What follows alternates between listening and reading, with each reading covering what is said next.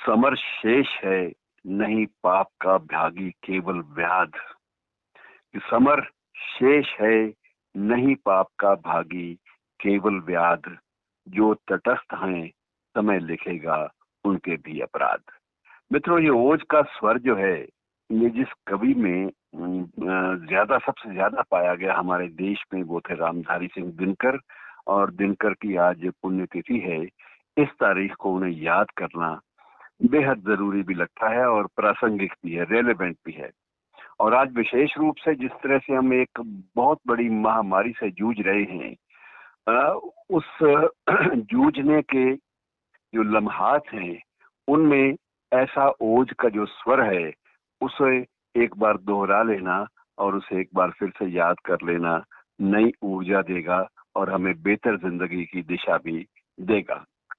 मित्रों, मैं जिस शख्स की बात कर रहा हूँ, इस शख्स के बारे में बहुत सारी चीजें आप सुन चुके हैं। मैं उन बातों का जिक्र नहीं करूंगा। मैं सिर्फ इस बात का जिक्र करूंगा कि कई बार आदमी हताश भी हो जाता है। इतने ओज के कवि, जिन्हें देश राष्ट्र कवि के रूप में और कभी राज कवि के रूप में और कभी न जाने ओज के कवि के रूप में किसके नाम से, किन किन नामों से याद करता है, ऐसे शख्स की निजी जिंदगी बेहद पीड़ादायी थी और उनके जो अंतिम लम्हे थे वे भी उदास लम्हे थे।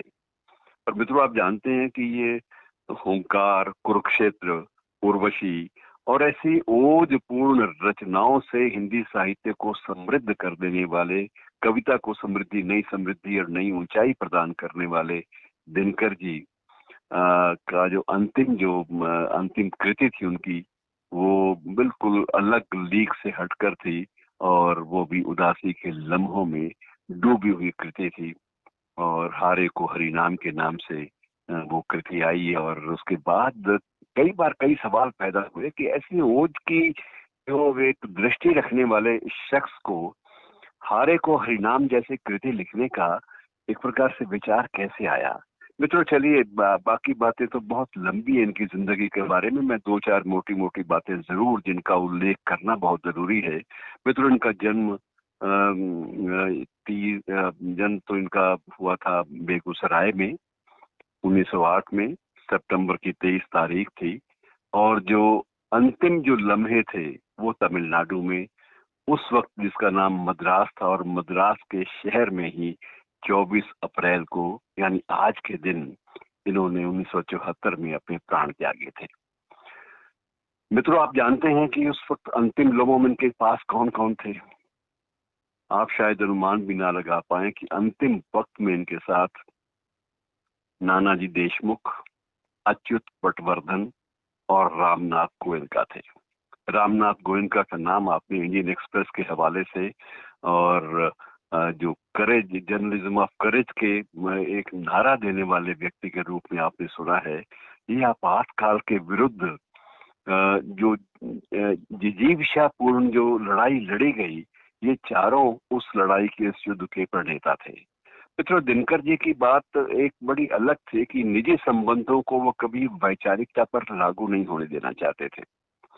और वह देश की स्थिति से क्षुब्ध भी थे। पंडित नेहरू के वह स्वयं भी प्रशंसक थे और पंडित नेहरू भी उनके प्रशंसक थे। इनकी एक कृति है मित्रों, बहुत चर्चित कृति, संस्कृति के 4 अध्याय। उस कृति की भूमिका स्वयं पंडित नेहरू ने लिखी थी और आग्रह पूर्वक लिखी थी। उन्होंने इसकी पांडुलिपि देखकर कहा था कि दिनकर, बुरा ना मानो तो मैं इसकी भूमिका लिखना चाहूंगा। और कई पृष्ठों में फैली हुई वो भूमिका भी न केवल दिनकर जी की प्रशस्ति है, बल्कि जो दृष्टि थी उनकी, दूरदृष्टि, जो भारत के सांस्कृतिक अध्ययन की दूरदृष्टि, उस पर भी एक सशक्त टिप्पणी है। मित्रों, ये 3 बार राज्यसभा के सदस्य भी रहे, 3 अप्रैल 1952 से लेकर जनवरी 64 तक। और अंतिम दिन इनके बहुत ज्यादा कुछ दुखद थे। एक तो इनके मन में व्यापक स्तर पर इस बात का भी दुख था कि जिस नेहरू परिवार और जिस इंदिरा गांधी के नजदीक वो रहे और जिस नेहरू परिवार का यशोगान भी उन्होंने किया, आज देश में स्थिति ऐसी आ गई है कि उन्हें श्रीमती गांधी के विरुद्ध जो जन आंदोलन है उसमें भागीदारी के लिए विवश होना पड़ रहा है, क्योंकि वो वैचारिक धरातल पर बहुत ही मजबूत थे, बहुत सुदृढ़ थे। वो कभी समझौता नहीं किया करते थे इन बातों से। और उस वक्त इन्होंने एक बात कही थी कि जब नाश मनुज पर छाता है, पहले विवेक मर जाता है। कितनी बड़ी बात है मित्रों कि जब नाश मनुज पर छाता है, पहले विवेक मर जाता है। और उसके बाद उनकी एक कविता और थी, सिंहासन खाली करो कि जनता आती है। और ये कविता जो थी, ये जेपी आंदोलन का एक मंत्र, जेपी आंदोलन की एक मंत्र कविता बन गई थी और लगभग हर मंच से इस कविता को गुंजाया जाता था। मित्रों, मैं जिस घटना का जिक्र करना चाहता हूँ वो 1973 की है। 1973 में, महीना मुझे भी याद नहीं आ रहा, एक्सप्रेस गेस्ट हाउस में इनका एक विचार विमर्श होता रहा। और उस विचार विमर्श में रामनाथ गोयनका भी थे, अच्युत पटवर्धन भी थे, नानाजी देशमुख थे, दिनकर थे और एक सांसद थे गंगा शरण सिंह, शायद वो भी थे। मित्रों, उस विचार विमर्श में निर्णय किया गया कि जो आंदोलन है देश में, जन आंदोलन, जन जागरण आंदोलन, उसका नेतृत्व जेपी करेंगे। और ये सुझाव स्वयं दिनकर ने दिया था। दिनकर इस मामले में जेपी को नैतिक धरातल पर बहुत बड़ा व्यक्तित्व मानते थे और उन्होंने इस बात का प्रस्ताव रखा और सबने स्वीकार किया। लेकिन दिनकर उस दिन भी काफी उखड़े उखड़े लग रहे थे। उनका मन जो है वो शांत नहीं था, वो कुछ परेशान से थे। और कुछ दिनों के बाद ये मित्र मंडली दोबारा फिर मिली और उसके बाद इन्होंने बेंगलोर के एक्सप्रेस गेस्ट हाउस में मीटिंग के बाद इन्होंने अपना, गंगा शरण सिंह अपने मित्र, एक एंटी मित्र से कहा, यार मेरा मन करता है कि मैं, पता नहीं जीवन की संध्या कब आ जाए, मैं उससे पहले पहले तिरुपति जाना चाहता हूँ। और तिरुपति में गोयनका, अच्युत पटवर्धन, नानाजी देशमुख, इन सब ने भी कहा कि हम भी साथ चलते हैं। मित्रों, तिरुपति में गए और तिरुपति में इन्होंने अपने मन से कहा कि मेरा मन करता है कि मैं यहाँ रश्मि रथी का पाठ करूं। रश्मि रथी इनकी एक बड़ी एक विचित्र रचना है जिसका पाठ अलग अलग स्तरों पर हुआ है और जिसको अब भी हिंदी साहित्य, हिंदी काव्य साहित्य का एक अनुपम ग्रंथ माना जाता है, अनुपम कृति मानी जाती है।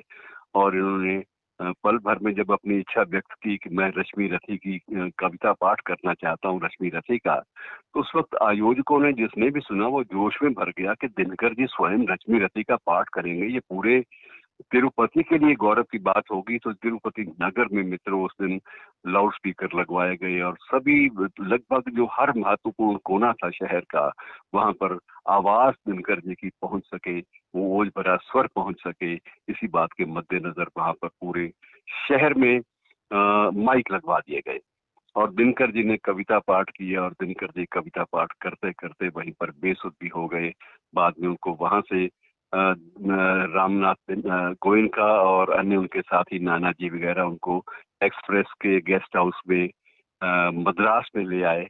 और मद्रास में बातें करते करते ही उदासी के लम्हों ने इस शख्स ने एकाएक रामनाथ गोयनका की उनके घुटनों पर अपना सर रखा और उसके बाद अनंत निद्रा में सो गए। ओज के इस महत्वपूर्ण कवि का ऐसा अंत, ये मित्रों बड़ी अजीब और दुखद बात थी हिंदी साहित्य के लिए और उस वक्त के घटनाक्रम के लिए कि वो कितने ज्यादा उन दिनों परेशान थे, देश की स्थिति से भी और अपने निजी पारिवारिक जो सरोकार थे उनसे भी काफी परेशान थे। जिंदगी शुरू से ही उनके साथ को बहुत ज्यादा न्याय नहीं कर रही थी। नंगे पांव स्कूल तक आते रहे, जूते नहीं थे पाँव में पहनने के लिए, इसलिए हॉस्टल में शुल्क नहीं दे पाए कि जब जूते पाँव में नहीं है तो हॉस्टल में कैसे रहूंगा। और यही सोचकर दोपहर के बाद जो स्टीमर इनके गांव की तरफ लपकता था, उस स्टीमर में बैठने के लिए फौरन भाग पड़ते स्कूल छोड़कर भी। और इन विकट परिस्थितियों में पढ़ने वाले 5 फुट 11 इंच के इस हसीन और बेहद सुंदर व्यक्तित्व वाले कवि ने अपनी जिंदगी में बहुत से मोड़ देखे मित्रों। और आप ये मानकर चलिए कि ऐसी शख्सियत को उनकी पुण्यतिथि पर याद करना ना केवल पुण्य कमाना है बल्कि नई ऊर्जा प्राप्त भी करना है। और जाते जाते मित्रों थोड़ा सा रेफरेंस उषा गांगुली का। उषा गांगुली देश के रंगमंच के इतिहास की एक ऐसी रंगकर्मी रही जिन्होंने अपना नए नए कीर्तिमान स्थापित किए रंगमंच की दुनिया में। 1945 में उनका जन्म हुआ था और कल उनका कलकत्ता में, कल शाम को कोलकाता में, जिसे कोलकाता अब कहा जाता है, वहां पर उनका निधन हो गया। इनकी जो जो विशेष उल्लेख मैं इसलिए करना चाहूंगा कि इन्होंने मंचन किया था इसी क्षेत्र के एक महान नाटककार स्वदेश दीपक के नाटक कोर्ट मार्शल का।